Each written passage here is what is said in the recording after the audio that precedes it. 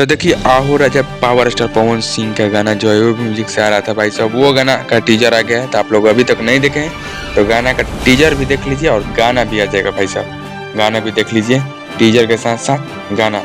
मेरे video upload करते ही गाना भी शायद आ जाएगा, क्योंकि टीजर आ गया है जिस दिन हम वीडियो शूट कर रहे हैं। और वीडियो ये कल अपलोड होगा, और कल अपलोड होगा तो भाई साहब ये तो गाना भी आ जाएगा।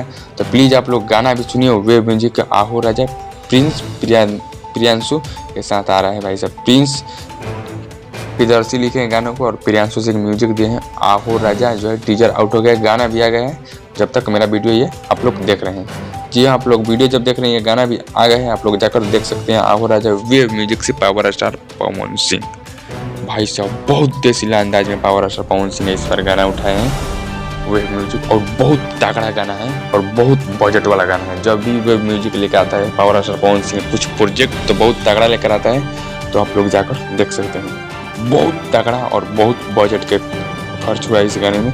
तो आप लोग अभी तक गाना नहीं सुने तो गाना जाकर सुन सकते हैं और अपना प्यार दुलार इस बात बनाए गाने पर, और लाइक कमेंट जरूर मारिए। और मेरे चैनल पर नहीं हो तो चैनल को लाइक सब्सक्राइब किया, बेल आइकन दबाकर नोटिफिकेशन। चलिए मिल जाएगा अपडेट लेकर।